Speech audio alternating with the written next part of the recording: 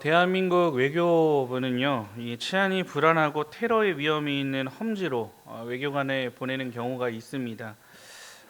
이때 곧바로 그 외교관을 비행기에 태워 보내지 않는다고 합니다. 반드시 특전사 예하군사 훈련장이라든지 그리고 국방대학에서 수주간 걸친 대테러 특수훈련을 받게 합니다. 그리고 이 훈련에서 배우는 것은 크게 두 가지로 정리해 볼 수가 있는데, 첫째는 내가 왜 이런 위협까지 무릅쓰고 그곳을 가야 하는가에 대한 뭐 우리로 말할 것 같으면 사명 의식이 되는 거겠죠. 그리고 둘째는 위기를 돌파할 행동 지침과 그리고 도움이 필요할 때 어떤 지원 체계를 어떻게 가져가야 하는지에 대해서 그것을 배우고 익히는 것입니다. 출발 전부터 이렇게까지 철저히 준비시키는 이유는 분명합니다. 왜 가는가에 대한 사명의식과 그리고 무엇을 붙들어야 하는가에 대한 확신이 없는 사람은 현장에서 발생하게 되는 여러 상황을 이겨낼 수 없기 때문입니다. 오늘 본문에서 부활하신 예수님은 이 제자들을 세상이라는 치열한 선교의 현장으로 보내시기 전에 동일한 준비를 시키시는 모습을 보게 됩니다. 이를 위해 예수님은 두려움 속에서 숨어 있던 제자들, 지금 제자들의 모습을 보면 두려움 가운데 피해 있거든요. 이러한 제자들을 친히 찾아가십니다. 그리고 아무런 준비 없이 세상으로 내몰지 않으셨습니다. 왜 세상으로 보내시는지에 대한 사명의식을 그들에게 일깨웠고, 그 사명을 감당하기 위해 무엇을 붙들고 나아가야 할지에 대해 알려주십니다. 그리고 오늘 교단에서 지키는 선교주의를 맞이한 때에 주님의 제자들에게 오늘 본문에 보면은 말씀하시죠. 나도 너희를 보내노라 라고 말씀하셨던 그 파송의 음성을 오늘 우리들에게도 동일하게 전하시고 계십니다. 그렇다면 우리는 이 예수님의 보냄의 메시지 앞에 보내는 선교사로서 어떤 사명을 품고 살아가야 하고, 또 그 사명을 감당하기 위해 무엇을 붙들고 나아가야 하겠습니까? 오늘 우리에게 주신 이 본문의 말씀을 중심으로 함께 은혜를 나누며 생각해 보고자 합니다. 첫 번째로 주님은 십자가의 평강을 받은 자들을 세상으로 보내십니다. 오늘 본문 19절에서 21절까지의 말씀 다 함께 합독해서 읽겠습니다. 시작.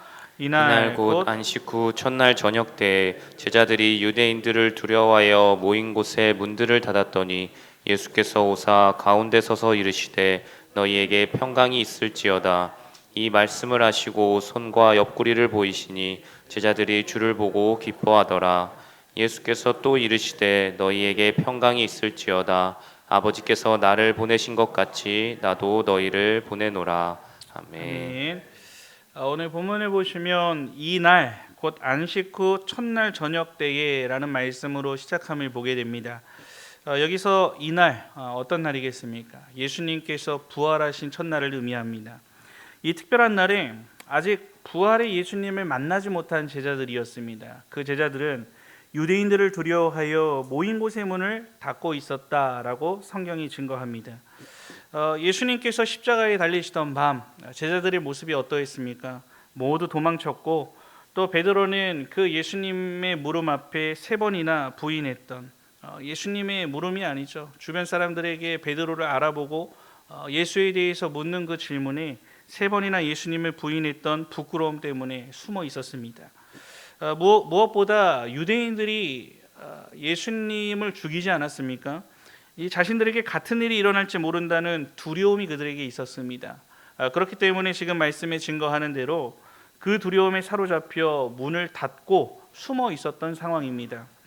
그런데 바로 그 자리에 부활하신 예수님께서 그 제자들을 찾아가십니다.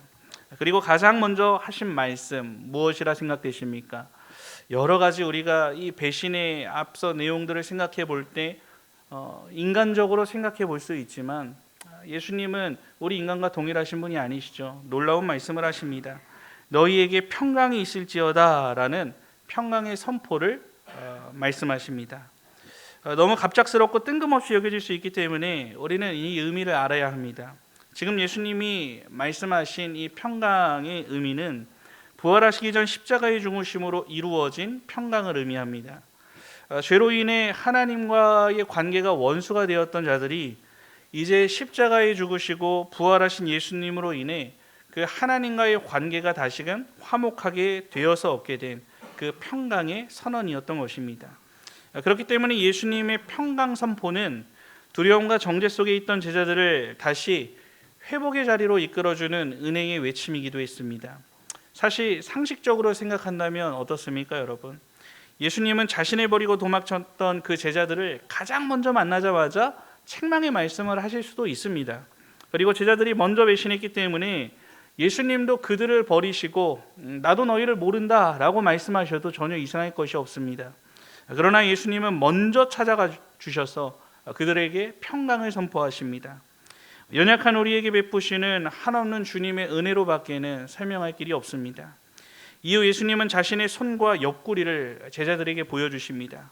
못자국 난 손과 그리고 그 창에 찔린 옆구리는 예수님이 부활하신 그 실체라는 것을 증거하면서 동시에 그 평강이 어떤 값을 주고 어떤 값을 지불하고 주어진 평강이었는지를 제자들에게 몸소 말씀해 주시는 것이기도 했습니다. 이 제자들이 누리게 된 평강은 결코 값싼 위로가 아니라 십자가의 고난과 희생 위에 세워진 죽음 위에 세워진 평강임을 알려주십니다. 이제 이 놀라운 평강의 은혜를 깨닫게 된 제자들은 주를 보고 기뻐하더라. 오늘 본문에 주를 보고 기뻐하더라 라고 말합니다. 이전까지 제자들의 마음을 지배하던 것은 무엇이었습니까? 숨어 있었고 그 숨어 있음의 원인은 두려움이라 했습니다.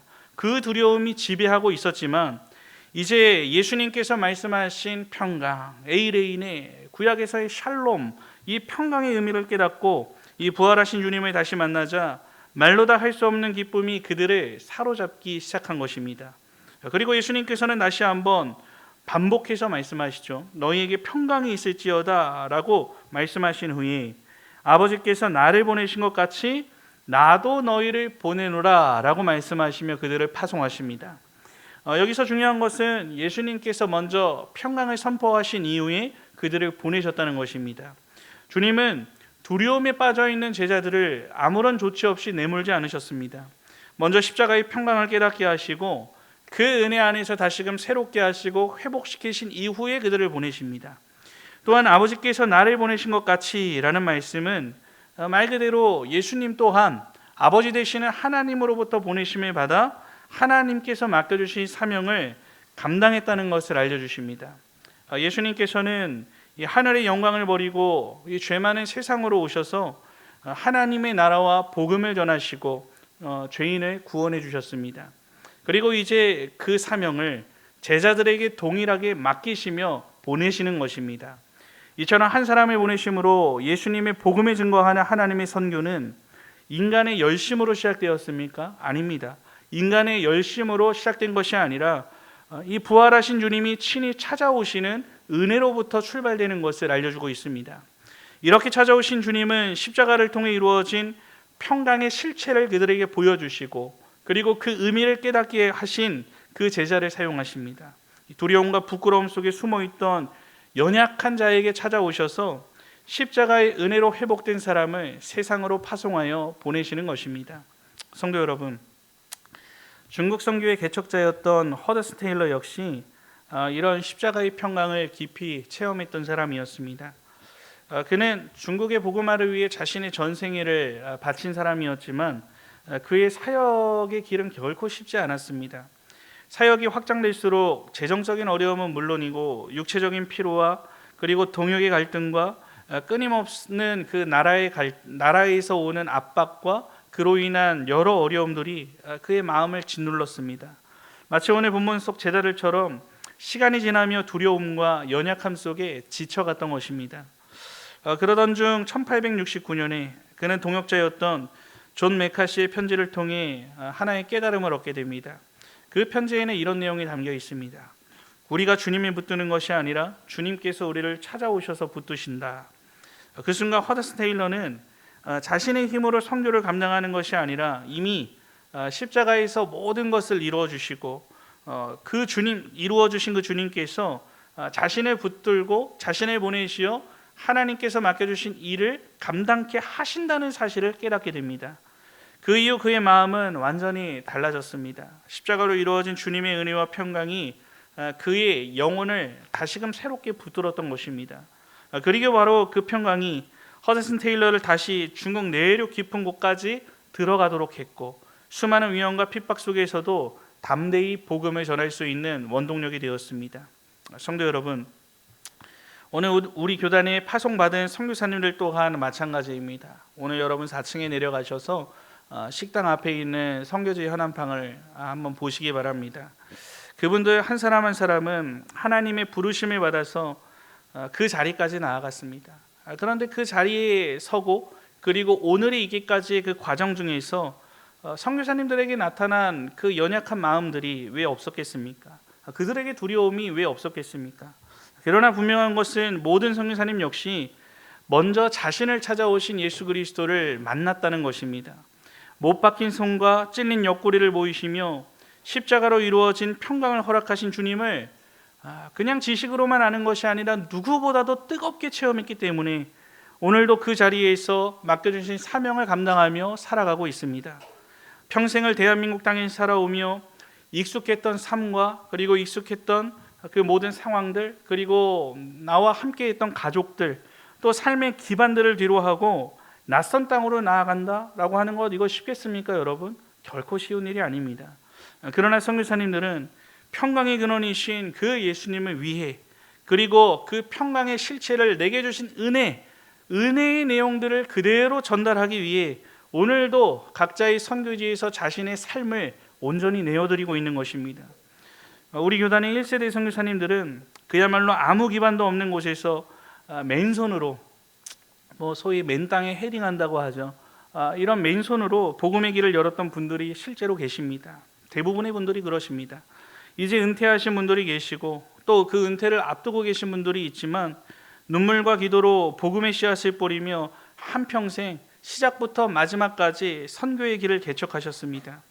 또 그 뒤를 이어 사역하시는 2세대 선교사님들은 하나님의 말씀으로 현지인들을 가르치고 또한 그들을 제자를 삼고 현지 사역자를 양성하는 일에 자신의 삶을 들여 동일하게 헌신하며 살아가고 있습니다. 성도 여러분, 오늘 선교주의를 지나며 우리가 반드시 기억해야 할 것이 있습니다. 선교는 결코 선교사님들만의 사명이 아니라는 사실을 우리가 자각할 수 있어야 합니다. 주님께서는 이 땅에 참된 교회들과 모든 성도들에게 나도 너희를 보내노라 라고 동일하게 말씀하고 계십니다. 그렇기 때문에 우리는 선교를 교회가 하는 여러 사역 가운데 하나 정도로 여겨서는 결코 안 됩니다. 선교는 교회가 감당해야 할 본질적인 사명입니다. 십자가의 평강을 받은 교회는 반드시 그 평강을 세상에 전하게 되어 있습니다. 물론 우리 모두가 직접 선교사가 되어 선교지로 떠날 수는 없습니다. 그러나 주님은 가는 선교사만 귀하게 사용하시는 것이 아니라 그들을 위해 보내는 선교사로 후원하시는 사람들도 함께 사용하신다는 것을 기억해야 합니다. 우리가 기도로서 후원하고 물질로 섬기고 또 선교사님이 사역을 마음으로 품고 함께 울고 함께 기뻐하며 나아갈 때에 하나님께서는 그 모든 헌신을 동일한 선교의 순종으로 우리를 돌아봐 주시는 것입니다. 그렇기 때문에 성도 여러분, 먼저 십자가의 평강 안에서 그 놀라운 은혜를 우리는 누려야 합니다. 그리고 나 같은 죄인을 먼저 찾아오셔서 용서하시고 품어주신 그 은혜의 내용들을 날마다 여러분들이 붙들고 나아갈 수 있어야 합니다. 그리고 우리에게 허락하신 평강이 저 땅끝까지 전해질 수 있도록 가는 선교사를 위해 함께 기도하고 헌신하는 보내는 선교사의 사명을 기쁨으로 감당하는 것이 오늘 남북영안교회가 주님 오시는 날까지 끝까지 힘있게 붙들고 나아가야 할 선교의 내용이 된다는 것을 잊지 마시기 바랍니다. 이 십자가로 이루신 평강의 은혜를 다시 한번 여러분들의 심령 깊이 새기시고 우리를 보내시는 사명에 보내는 선교사가 되어 힘써 동참하심으로써 전도와 선교의 공동체의 일원으로서 하나님께서 우리에게 주신 그 사명의 십자가를 힘있게 짊어지며 나아가는 우리 남북영항의 모든 성도들이 되시기를 우리 주님의 이름으로 간절히 축원합니다. 둘째로 주님은 성령의 능력으로 온 세상에 복음을 전하게 하십니다. 오늘 본문 22절과 23절 말씀 다 함께 합독해서 읽겠습니다. 시작. 이 말씀을 하시고 그들을 향하사 숨을 내쉬며 이르시되 성령을 받으라. 너희가 누구의 죄든지 사하면 사하여질 것이요 누구의 죄든지 그대로 두면 그대로 있으리라 하시니라. 아멘. 예수님께서는 이제 십자가의 평강을 받은 제자들을 보내십니다. 그리고 이 보내심과 함께 매우 중요한 말씀 하나를 주십니다. 22절을 보시면 이 말씀을 하시고 그들을 향하사 숨을 내쉬며 이르시되 성령을 받으라 라는 이 말씀입니다. 여기서 숨을 내셨다라고 했습니다.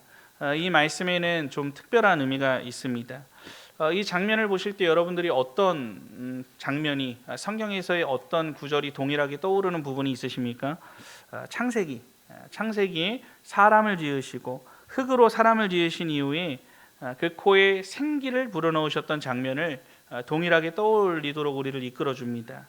하나님이 생기를 불어넣자 인간이 하나의 그냥 창조주의 창조물이 아니라 영혼을 갖게 되었던 것처럼 이제 부활하신 예수님께서 이 제자들에게 성령을 말씀하시며 새로운 사명으로 보내시기 전에 영적인 새 생명을 불어넣어 주시는 것입니다.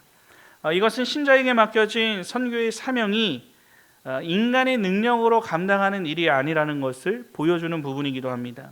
예수님께 보냄받은 제자들에게는 반드시 성령의 능력이 필요했습니다. 사실 제자들의 모습, 우리가 볼 때 성경에 기록된 것은 훌륭한 모습들만 우리가 마음에 새기고 있지만 지금 이 말씀 몇 구절만 봐도 얼마나 연약이 나타나는 존재였습니까?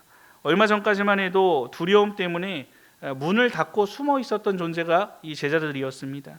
그리고 예수님을 버리고 도망쳤습니다. 인간적인 능력만으로 세상에 나아가 복음을 힘있게 전할 수 있는 존재가 될 수 없다는 것을 보여줍니다. 그런데 예수님은 그런 제자들에게 성령을 받으라 라고 말씀해 주십니다. 이것은 앞으로 제자들이 자신의 힘이 아니라 성령의 능력으로 보냄받은 선교의 사명을 감당하게 될 것이라는 것을 말씀해 주시는 것이기도 합니다. 우리가 무엇을 알 수 있습니까? 교회를 통해 진행되는 선교 사역은 인간의 힘이나 어떤 조직이나 방법론이나 열심에 앞서서 성령이 주도하셔서 성령의 역사로 이루어지는 일이라는 것을 보여주고 있습니다. 그리고 이어지는 23절에서 예수님은 너희가 누구의 죄든지 사하면 사하여질 것이요 누구의 죄든지 그대로 두면 그대로 있으리라 라고 말씀하십니다. 이 말씀은 제자들이 직접 사람의 죄 자체를 용서해 주거나 그것이 없어지게 된다는, 그리고 또 그 죄에 대해서 정죄할 수 있다는 권한을 받았다는 그런 말씀의 의미가 아닙니다. 죄를 사하는 권세 누구에게만 있습니까? 하나님에게만 있습니다. 그렇기 때문에 이 말씀은 복음을 성령 하나님의 힘을 받아 그 능력으로 증거했을 때에 선교 사명을 온전히 감당할 때 나타나는 하나님의 영적인 결과에 대해 말씀해 주시는 것입니다. 보냄받은 자들이 다른 것이 아니라 선교의 목적이신, 선교의 주체이신 예수 그리스도의 복음을 온전히 전할 때에 그 복음을 믿고 회개하는 자는 죄 사함을 얻게 됩니다. 반대로 복음을 거부하는 자는 여전히 죄 가운데 남게 되는 영적인 결과를 두고 예수님께서 하신 말씀입니다. 특별히 여기서 중요한 것은 복음의 전파의 중심이 죄 사함이라고 말씀하신다는 점입니다. 예수님께서 제자들을 세상으로 보내시는 이유는 단순히 사람들에게 가서 이 거친 세상에 위로의 메시지를 전하거나 그들에게 힘을 주기 위해서 또 삶에 도움을 주기 위한 이러한 이유들만이 아닙니다. 가장 본질적인 목적, 그들을 보내시고 그들에게 예수 그리스도의 복음을 맡기신 본질적인 목적은 이 죄로 죽어가는 영혼에게 예수 그리스도를 통한 죄 사함의 길, 그 죄 사함의 복음을 온전히 전하는 데 있다는 것을 알려줍니다. 결국 선교는 복음이신 예수님을 전하는 것이어야 하고, 또 전하고 심겨져 열매 맺는 일은 성령의 능력으로 이루어진다는 것을 보여줍니다.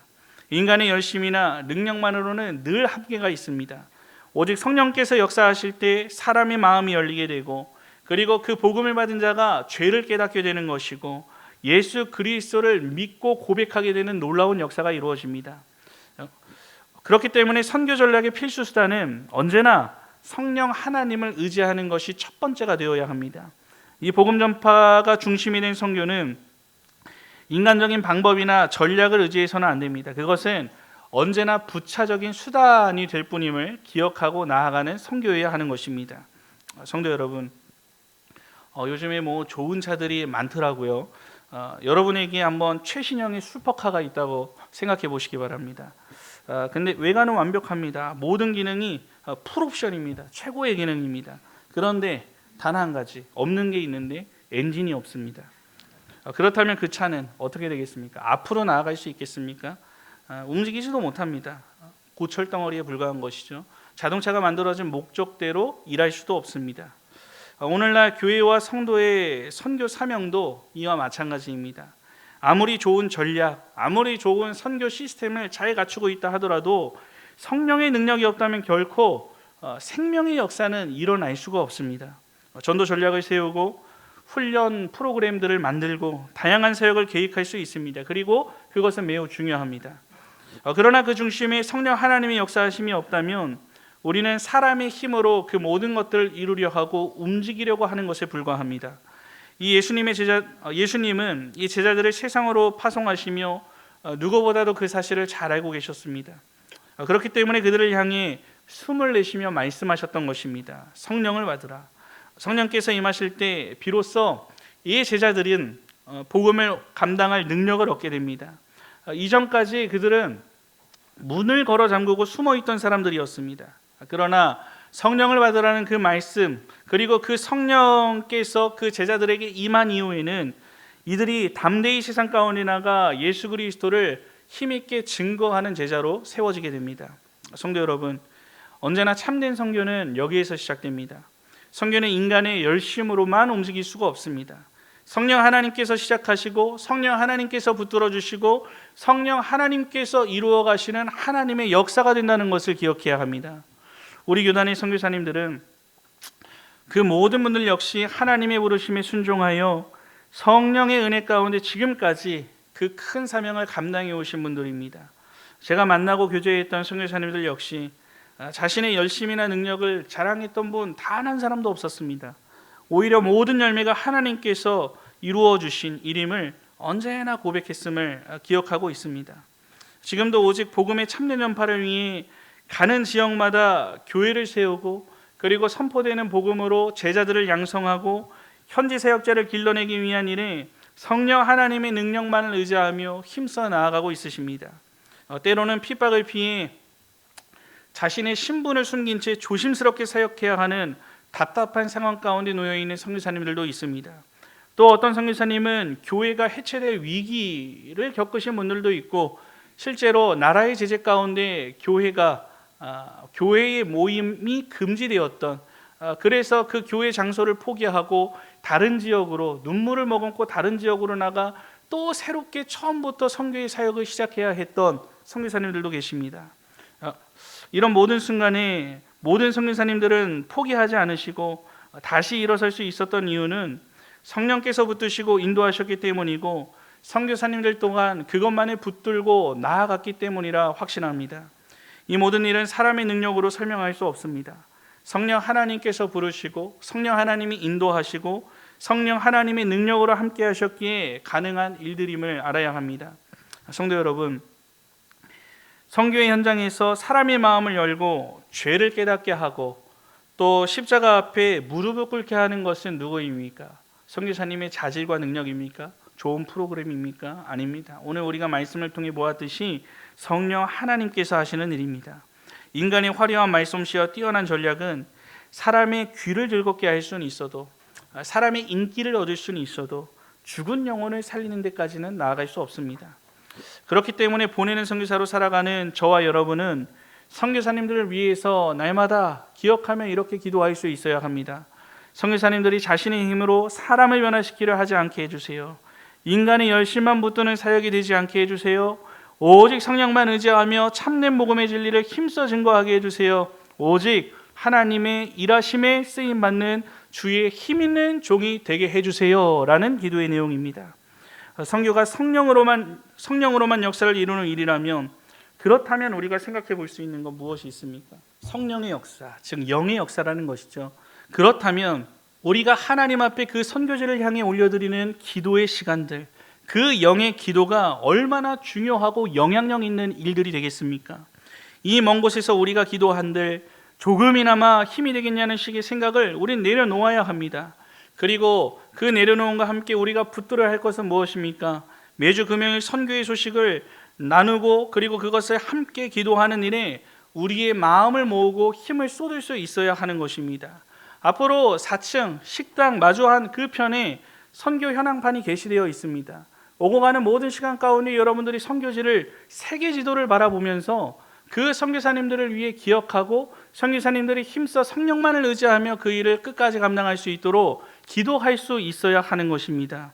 선교를 계획하시고 보내시는 성부 하나님, 선교의 중심이시며 내용이 되시는 성자 예수님, 또 선교를 가능하게 하시고 능력 주시는 성령 하나님을 의지하면서 보내는 선교사의 사명을 교회를 중심으로 힘써 감당하는 우리 남북영양의 모든 성도들이 되시기를 우리 주님의 이름으로 간절히 축원합니다. 사랑하는 남북영양의 성도 여러분, 현대 선교의 아버지라 불리는 선교사님이 계십니다. 윌리엄 캐리라는 분이신데요, 1793년 영국을 떠나서 인도로 향할 인도 선교사님이십니다. 그의 마음에는 두려움과 막막함이 가득했다는 기록을 보게 됩니다. 시간이 되어 이제 막 떠나려는 순간이었습니다. 그때 절친한 친구이자 동역자였던 앤드류 플러라고 하는 동역자가 있었는데요, 그분께 간절하게 부탁했다고 합니다. 인도 땅에 복음을 전하기 위해 내려가겠다. 나는 이제 결단했다. 다만 형제여, 너는 이곳에서 나를 위해 기도의 줄을 붙들어 달라라고 하는 요청이었습니다. 약속을 받은 앤드류 플러는 40년이 넘는 시간 동안 영국에 남아 밤낮으로 그 약속을 지키기 위해 기도했고, 필요할 때마다 필요를 주며 물질도 주기도 했고요, 여러 필요를 섬기며 그에게 영적인 도움이 되기 위해 힘을 썼습니다. 이처럼 선교는 결코 한 사람의 열심으로만 이루어지는 일이 아닙니다. 하나님께서는 현장에서 복음을 전하는 가는 선교사와 그 뒤에서 기도와 헌신으로 그 사역을 붙드는 보내는 선교사를 함께 사용하신다는 것을 기억해야 합니다. 오늘 본문에서도 주님은 두려움 속에 숨어있던 제자들을 세상으로 보내시며 그냥 보내지 않으십니다. 평강이 있을지어다 라고 말씀하시며 십자가의 평강을 주셨고, 성령을 받으라 라고 말씀하시며 사명을 감당할 능력을 허락해 주십니다. 결국 선교는 인간의 용기나 열심으로 감당하는 일이 아니라 부활하신 주님께서 주시는 평강과 성령의 능력으로 감당하는 사명임을 보여주셨습니다. 오늘 우리도 마찬가지입니다. 어떤 사람은 직접 열방으로 나아갑니다. 또 어떤 사람은 이 자리에서 기도로, 또 물질로, 눈물로 선교의 줄을 붙드는 보내는 선교사로 살아갑니다. 그러나 하나님 나라 역사 속에서는 그 어떤 헌신도 결코 작지 않다는 것을 기억하시기 바랍니다. 오늘도 이름 없이 선교사님의 이름을 불러가며 드리는 그 한 사람의 기도가 낯선 땅에서 지쳐있는 선교사님을 다시 일으키고 있을지 모릅니다. 또 한 번의 헌신과 작은 후원이 복음의 문을 여는 통로가 되고 있을지 모른다는 것을 기억하시기 바랍니다. 무엇보다도 실제 선교사님들의 증언입니다. 교단의 교회가 선교지를 위하여서, 그리고 자신을 위하여서 물질뿐만 아니라 기도로 후원하고 있다는 것을 내가 알고 있기 때문에 항상 어떤 상황 가운데서 다시 일어날 힘을 얻는다는 이러한 믿음의 간증을 저에게 들려주신 적이 있습니다. 그러므로 우리에게 맡기신 그 줄 놓지 말아야 하는 것입니다. 이 부활하신 주님께서 교회를 보내시고 지금도 성령으로 함께 하신다는 사실, 그 성령으로 함께 하신다는 것은 곧 영의 일을 한다는 것이고, 그 영적인 일은 우리가 기도로서 얼마든지 동일하게 동참할 수 있다는 것을 기억하며 힘을 내야 하는 것입니다. 우리의 힘이 아니라 이 주님의 평강과 성령의 능력을 의지하며 끝까지 복음을 위해 기도하고 헌신하는 보내는 선교사의 삶을 살아갈 수 있어야 합니다. 그때 하나님께서는 오늘도 교회를 통해 죽어가는 영혼을 살리고 또 복음이 온 세상 가운데 전파되게 하심을 믿음으로 바라보시며 나아가시기 바랍니다.